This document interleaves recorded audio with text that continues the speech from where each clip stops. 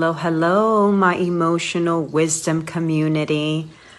So, my live today, what is it about? Something very interesting happened to me. I thought I would share this realization with you guys to give you an example of how it looks like to become self-aware and to trace back triggers. To some people call it shadow work. Well, why is it that you do this in opposed to that? Well, why do you prefer this? When shadow work, and I know I did a video on this, essentially it is being aware of the unconscious. And essentially that entails when you do something or not do something, why? Where does it come from? What inspired that act? Or why did you try to avoid that person, place, or thing? And so when you're able to decode the reason why you're avoiding that person, place, or thing, or it's anything for that matter, it's why you prefer to, do whatever it is that you do, it always comes from somewhere. There's always a reason why at the end of the day that you believe doing that or avoiding that benefits you. Yes. At the end of the day, you have a belief, a definition, and or a resistance towards that person, place, or thing. And therefore, it will manifest through your daily choices or your actions. So with this, I want to share one of my triggers and how I was able to source it down. And again, when you're in this work, in this line of work of becoming self-aware, this will happen to you all the time. What I'm trying to say here is, really, what I'm trying to convey here is that everything is speaking to you at all times. Everything's reflecting what's happening internally. Everything is just kind of like an echo of what you believe to be inside of your house, inside of your vehicle. Everything. See, you wouldn't have an opinion or an association or a definition or a resistance or a inclination to go inward if there wasn't an association there. Okay. And it all depends on how that person, place, or thing, or whatever it is you're experiencing, the kind of experience you had in the past with it. So it all is dependent on the kind of memory, the kind of experiences you essentially had with whatever it is you're experiencing externally. So back to my awareness is brushing my hair. I noticed that I had resistance and there was a sense of a push away. And that's how I'd like to describe resistance. Resistance to anything for that matters, anything that you're just trying to avoid or just push away, or just there's something there that you're feeling icky about or uncomfortable. So I recall always feeling when it came down to taking a shower and brushing my hair. Okay, so it's very important that we narrow it down. Brushing my hair. And now that I have this detangle brush, oh my God, it's amazing. But anyway, I was resisting having my hair brushed. Although I would do it, it always ran through my mind, needing to brush my hair because I like doing these messy buns. These messy buns here entail that your hair gets tangled. Your hair will be tangled by the end of the day, or even just one. It takes one time you do this and essentially you have tangled hair. So of course, when I shower, I have tangled hair, and whether I untangle it before I jump in the shower or after, the point is it still was a mission. I would dread it, but I would do it. Well, as I was in the shower today and I got out, getting ready for session, I was brushing my hair, and all of a sudden I remember feeling this sense of comfort, like, this is exactly the dialogue that was happening internally, was, God, it feels really good to not suffer pain when I'm brushing my hair, to not feel pain. immediately another thought transpired, which was one of, but is this what I constantly feel? Is this the memory that I have stored in my nervous system? Is that there's always pain when it comes down to brushing my hair? Immediately I received, all this was happening in a split second, but immediately I received a yes. And it began where? In childhood. And all of a sudden, I immediately remembered all the times my mom used to brush my hair. It was a tough brush. And so I suffered pain. And my mom, and I don't know if any of you all out there that had parents that had a heavy hand, and she would brush my hair with no mercy. And I remember suffering pain when it came down to, as a child, my hair being brushed. There was always pain and a tug and a pull in my head. And so, of course, I'm going to store the memory of that pulling and that tugging and that detangling sensation, but very rough sensation. So that was my childhood. My childhood, when I would brush my hair, or when my mom would brush my hair, it was very tough, very hard. So I resisted. In addition to, I always had this belief that I was being bad.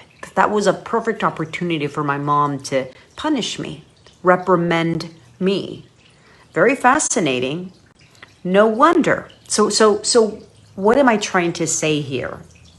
Is that my association to brushing my hair, detangling my hair, either before or after the shower, I associated to pain. Pain, literal pain in the scalp, in the head, and pain, emotional pain. Because somewhere along the line, I would equate, oh, that was a perfect opportunity to take anger out. Like, let's say I wasn't, being obedient or whatever. I perceived that that was a moment where my mom was punishing me through the act of brushing my hair rough. And so I would associate that as pain, as I'm bad. So right now I am being punished. And in addition to, it hurts.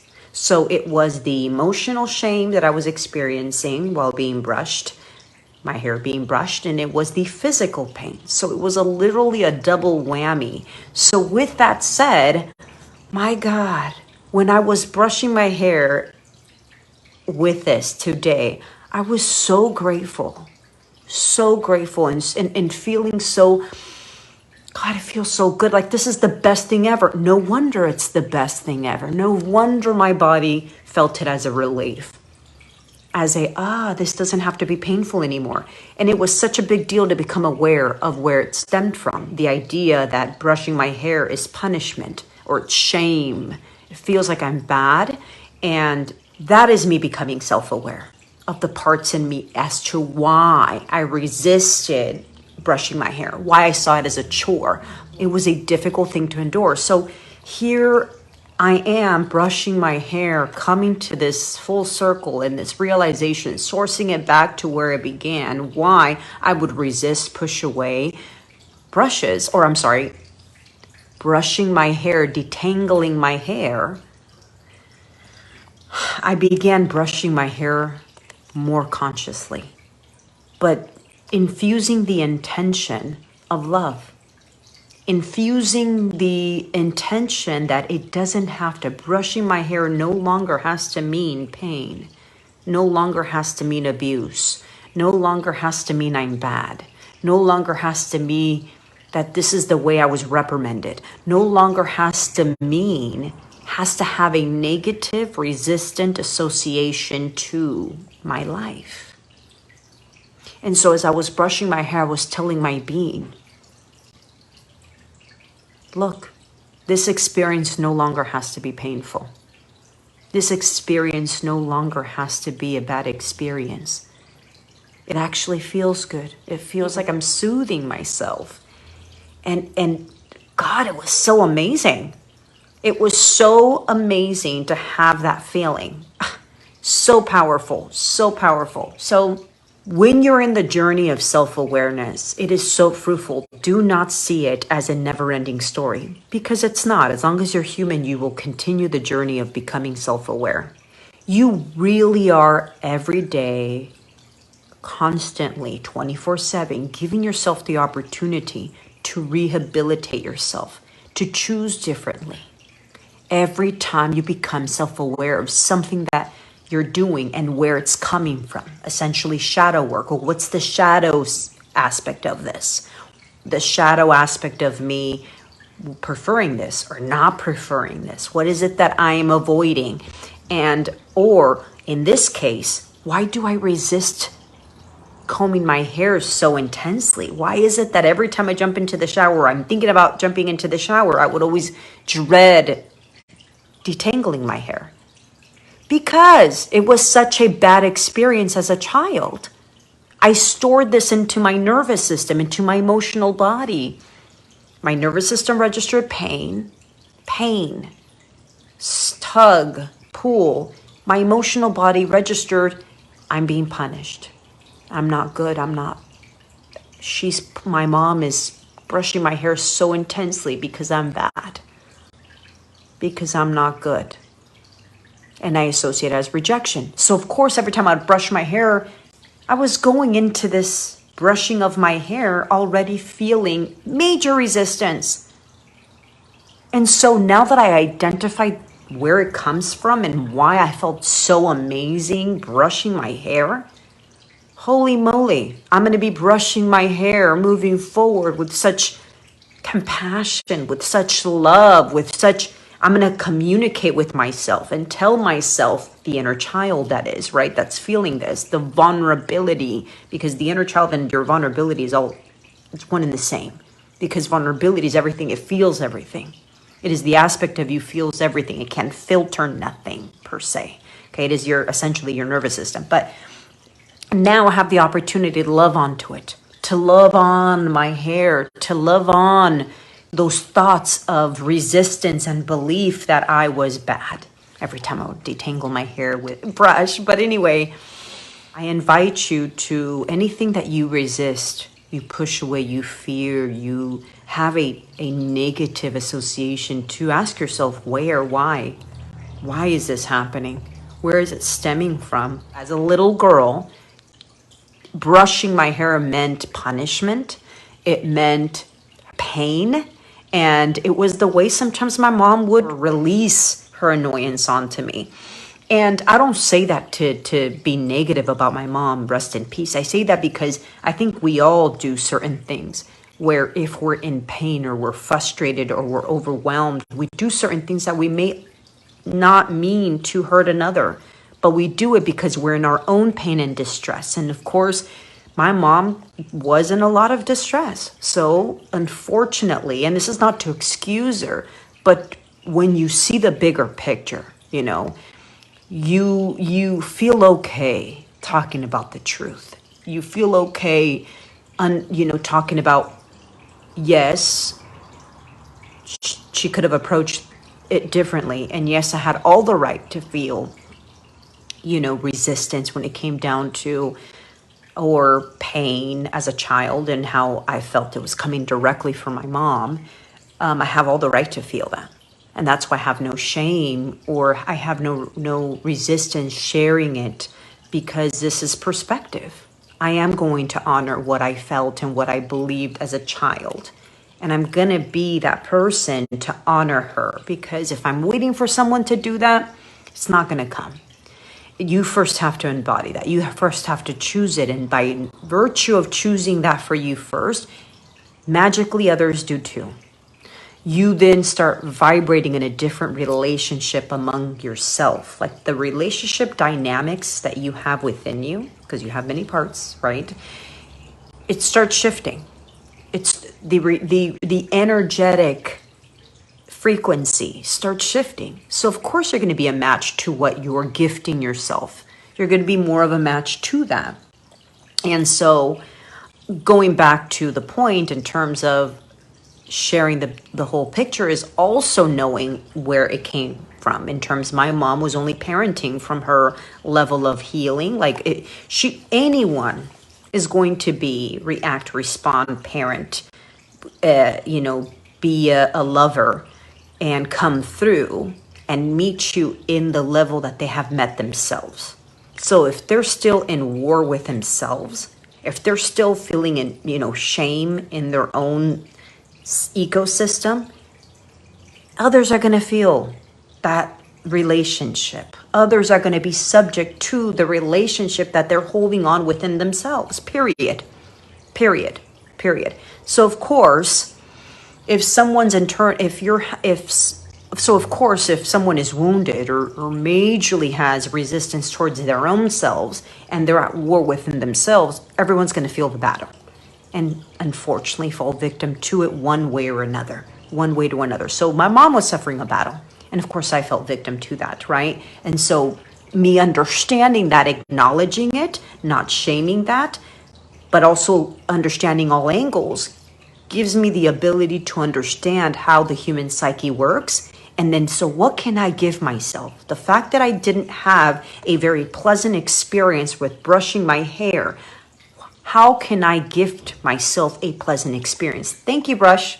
And now I can change the association, the actual imprint that I have in my body, in my scalp, in my emotional being. I can change the imprint, the memory of that memory in childhood. Now I can change it, revise it, alter it, transmute it. Really, you're transmuting the energy with every time I brush my hair.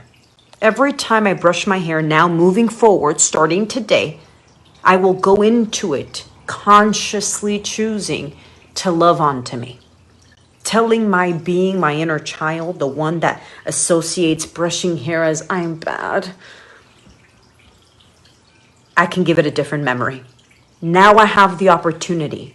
It took me to become self-aware of where it came from, why I resisted brushing my hair, to now being empowered to give it a new meaning, to brush my hair in a very loving, conscientious, intentional way. So yes, I hope this helps you. I thought I would share my realization. This always happens to me. I don't have the time to share all of my, epiphanies or correlations or, my moments of aha moments. But here, I wanted to share you guys my aha moment.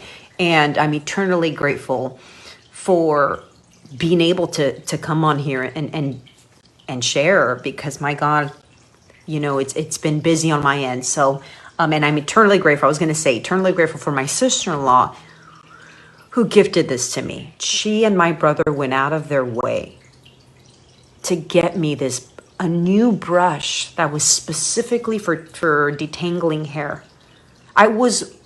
Talk about ask and you shall receive. Talk about when when you are in that journey, loving onto you, things come to you. My brother mentions that he has something for me, and so part of the goodies came this brush, the best brush ever, that is contributing to the healing journey. So I got to send this video to my sister-in-law, and I laugh because this brush now is part of my healing journey. Isn't that crazy? So if you have an experience of your own, of an aha moment, and now you could rehabilitate because you realize that there's a trigger, trauma, wound, but now because you're aware of it, now you can address it with more love, with more intention. Tell me, share with me what that awareness was and how you're addressing it moving forward. With all the love and full acceptance, Josie.